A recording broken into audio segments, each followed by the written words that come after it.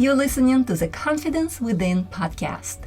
If you are a successful professional entrepreneur who is nonetheless struggling with the fear of public speaking, then you are in the right place.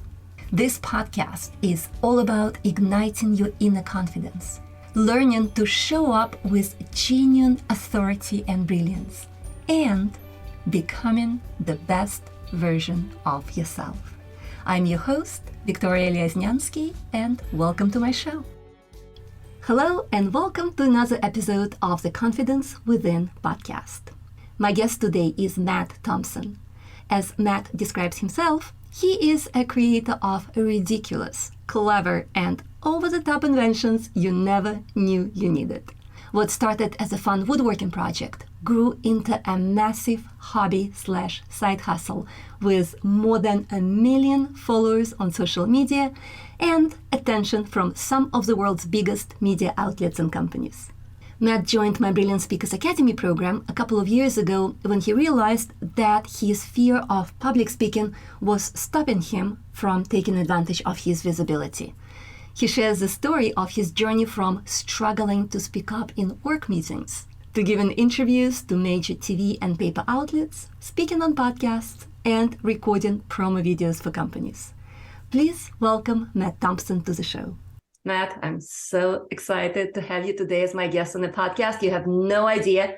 How are you doing? I'm doing great, and I'm happy to be here. Thanks for the invite. Absolutely. Thank you for saying yes. So tell us why you felt you needed help with speaking in public. Well, I had the fear for years. Even when I was younger, I was very outgoing. I was class clown, but something happened in life, and I can't pinpoint it. I've tried to, thinking that was the fix for it, but I couldn't even tell you why. Probably something that happened to me similar to you, I would suppose, but not as tragic as your public speaking incident.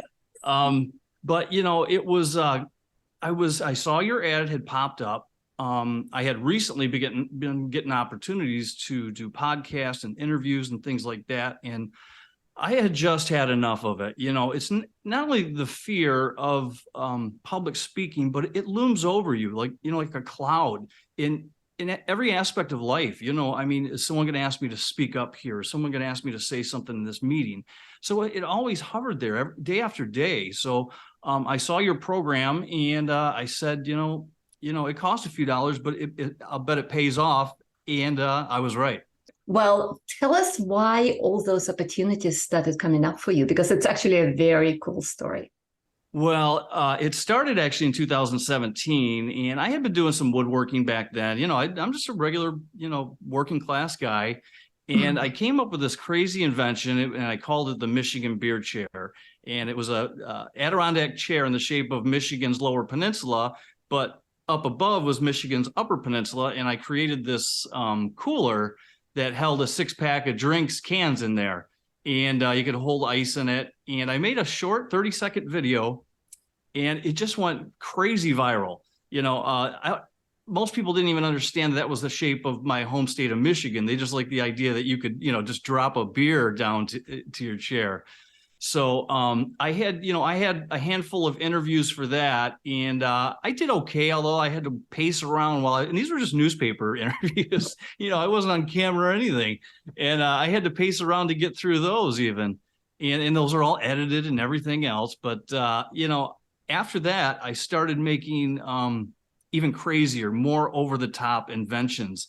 So I started getting more and more attention, and there were opportunities to be interviewed. Podcasts, I had declined some podcasts just because that fear of, what if I clench up? What if I say something stupid? What if, all those fears that I'm finding out so common amongst so many people. So I still get a lot. I'm getting more and more opportunities as I go, and I wanted to capitalize on that. I had a lot to lose if I didn't do this. So I stepped out of my comfort zone. Yep. And I remember when you joined, I had a survey, some sort of a questionnaire. And I remember your reply. You said, I have trouble speaking in meetings, and I absolutely cannot do an interview live on a podcast. And it just so happened that as soon as you joined first or second week after you joined the program, you had your podcast interview. And I remember I walked you through, but you just joined the program. You still didn't have anything, but I did my best to kind of walk you through a little bit. And I remember you reported back to us saying that it was so terrifying. I walked the whole time. I couldn't stop. I was just walking from room to room doing that interview. And then you got into the program. And as you were going through the program, more and more opportunities came up until one day I remember, and you were already huge. You had gigantic following, and all of a sudden you blew up. And it had to do with October 31st, with Halloween. You want to share that story? Sure. But going back to what you had just said before about the meeting thing, I had a difficult time in my regular job just doing introductions. I mean, something as simple as saying your name and, what you do or, what role you play in this. I would always warm up into the meeting, but this overpowering panic. It was just crazy. But that first podcast, I was not prepared for it. I knew what my responses should be. I know how to talk to people, but that panic of the unknown, I guess, this looming thing that's going to drop on me, I guess. But I got through it, and I'm glad I did it. It was painful, but you got to take steps. And it never even got close to as painful as that first time since then. So I'm glad I did it. And I knew you were in my corner, and I thought, I can't back out of this because Victoria is going to ask me about this, and I don't want to look like a coward. So I did it. So, and that's another great thing about your program. I know that you're paying attention to your students, and you want them to succeed. And, it's kind of like that teacher thing. You want to make your teacher proud. You want to follow through. And that had a lot to do with it. No joking. But yeah. Okay. So COVID hit, and I was making all kinds of crazy inventions. And then someone had posted this video. I think it was on the news about this family that put a chute on a piece of tubing on their porch so that they can put candy down for the kids in anticipation of Halloween. And I said, I can up to them on that, it just to keep social distancing. And I wasn't even thinking about the social distancing aspect other than how can I capitalize on this, So I created this zip line where it went about 30 feet from my porch to the sidewalk where the trick-or-treaters would walk up.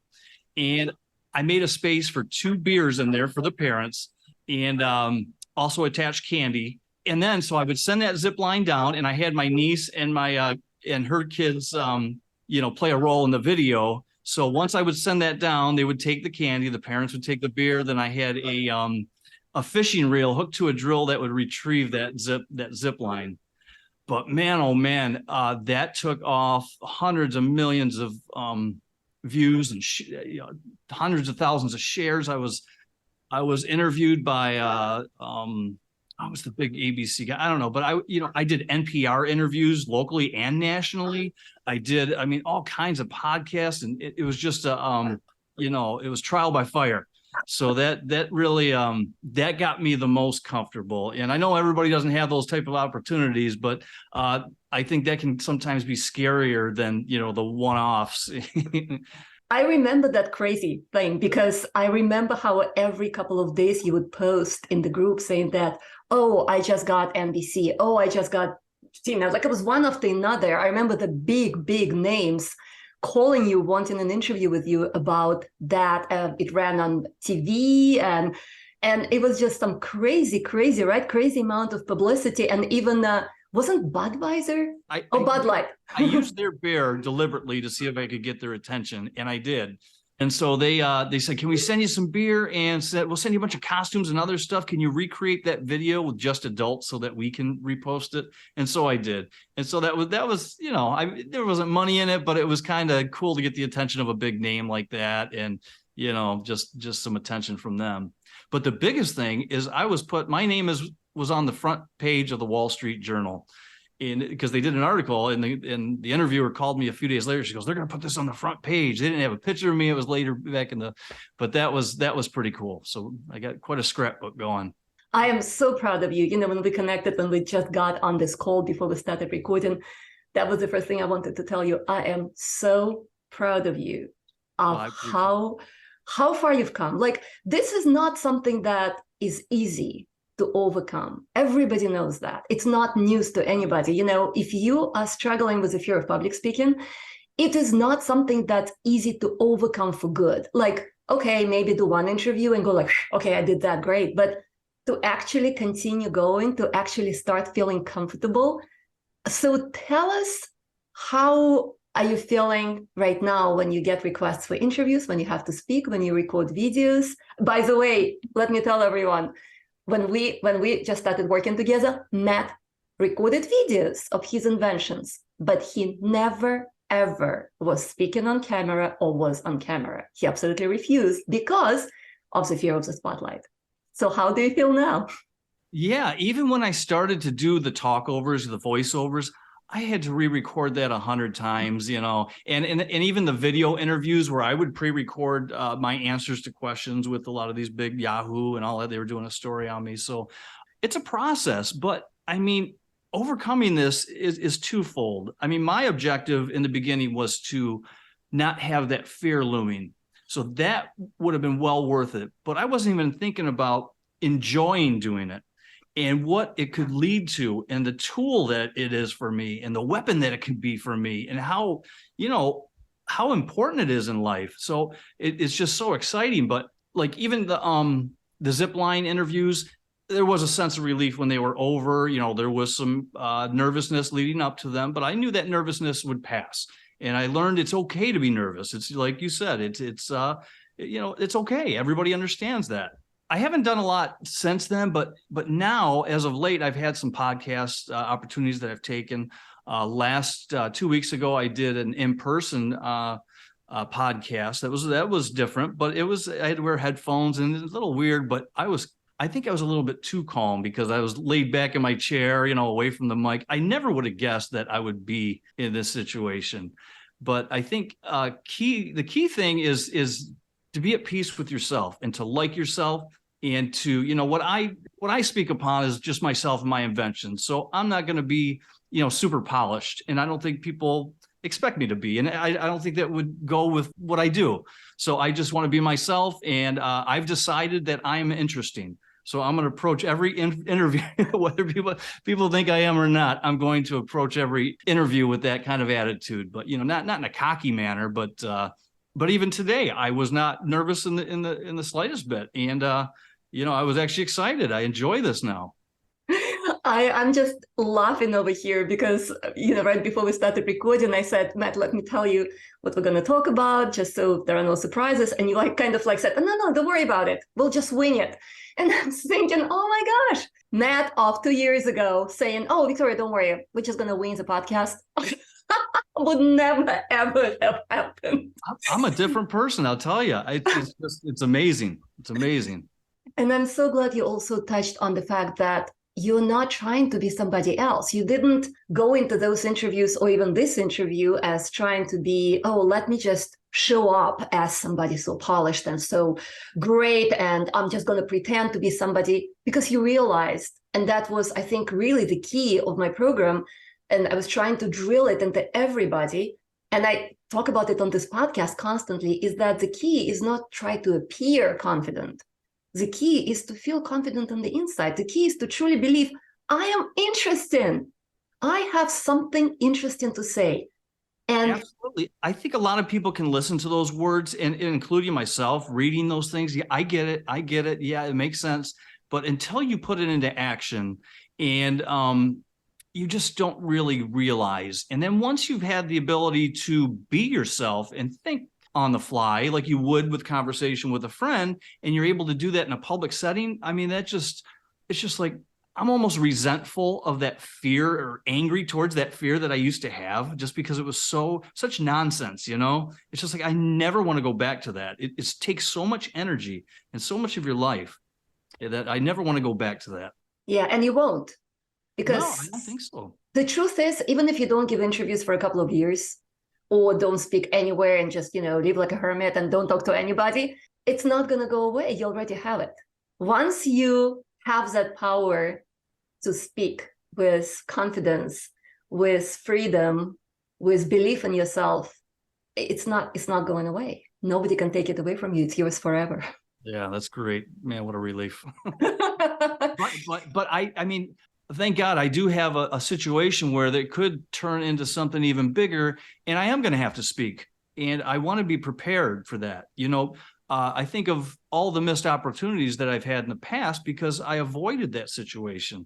Anybody that's listening to your podcast right now, that they're probably thinking, how can they speak like that? How can they just talk like they're having a conversation? I'd be in panic mode. Believe me, a few years ago, I would have been shaken. My voice would have been shaking. I would have just been spitting out the shortest answer you could possibly think of and ask that you don't ask me to expand on that answer. You're a different man. Yeah, no doubt. So what are you planning to do? What are your plans in terms of growing your hobby? Because it started as a hobby. I don't know if it is becoming slowly a business, if you're monetizing it, but it's a gigantic hobby, gigantic. Yeah, collectively, all like YouTube and Facebook, Instagram, and TikTok, I have over 1 million followers. Yeah. And I do monetize some of those pages, but this thing has taken me in so many different directions that I'm not sure what I want to pursue because that's half the fun of what I'm doing right now. Different things are happening that I would have never expected. And I have a day job. I have the bills paid. This is all gravy, but I don't want to turn money down necessarily, but I don't want to lock myself into one thing when it could take a turn, and I don't want to invest too much effort into one thing when something else could happen. And it's a really weird position I'm in. So, but it's an exciting position. Oh, I love it. It's this could be the sweet spot right now. Just no responsibility to anybody. I do make videos for companies, and very rarely do they send the video back asking me to make changes in it. They love it. And, a lot of times I get them tens of millions of views. And I look back and say, I wish I would have charged them a lot more than that. You will in the future. Let me ask you one more thing. What was your favorite part about working with me and through the program? Your program was right on every step. For me, I didn't necessarily trust. I didn't know if I didn't trust it or I was just afraid. More likely, I was just afraid. But I decided that I was going to follow it in everything. I had never even heard the term imposter syndrome prior to your course. And that resonated with me so much. And I had no idea so many people felt that, because that's a feeling I had is somebody just found me out. But honestly, the biggest thing, all those things were key. But knowing that you are in our corner, someone that teaches this, has overcome it and teaches it, and just genuinely wants to see us succeed.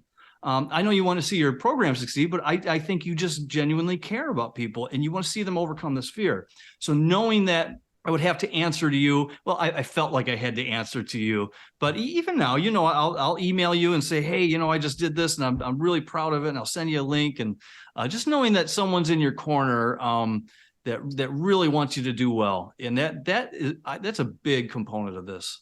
Thank you so much, Matt. So how can my viewers learn more about what you do? And I will post all the links, but if you don't mind giving it a website or one of the links on air so that they can go and see your inventions. Because let me say, because unfortunately we can show them, it's a podcast, but I've seen your videos. Every time I watch your video, I'm blown away by your creativity, by your designs, by things that I've never in my life could imagine even seeing in real life, and you make them. So there is a reason why you have more than 1 million followers. Where can my viewers learn more about you? Sure. Whatever platform you use, I'm on YouTube, Instagram, TikTok, and Facebook. If you look for Thompson Woodworks or Matt Thompson Woodworks, I'll probably come up. I primarily post on Instagram and TikTok. So that's my biggest following. That's where I put most of the things. All my big inventions go to all 4 platforms. But I want to let everybody know that this, it's the things I make are not intended necessarily to be taken seriously, but I try to find the right blend of ridiculous, clever, funny, and cool into these things that I make. So don't take them too seriously if you go look at them. You definitely succeeded in making them funny and cool and amazing, because they are, for sure. Thank you. Really, really appreciate you coming to my podcast, and wishing you so much luck and prosperity and creativity and many, many, many things to come your way. Well, I Thank appreciate you. you having me. Thank you. Thank you so much, And thank Matt. you for all that you've done for me. If you're listening to this podcast and you have this fear and you want to overcome it, get this program. Trust me. Thank you so much. This is not a paid advertisement either. Thank you so much, Matt. Really appreciate it. This show is brought to you by my Brilliant Speakers Academy program. Brilliant Speakers Academy is an in-depth coaching program for high-level professionals and entrepreneurs. It's designed to obliterate your fear of public speaking for good, drastically improve your communication and presentation skills, and help you show up with genuine confidence, authority, and brilliance. To learn more about the program, go to www.brilliantspeakersacademy.com.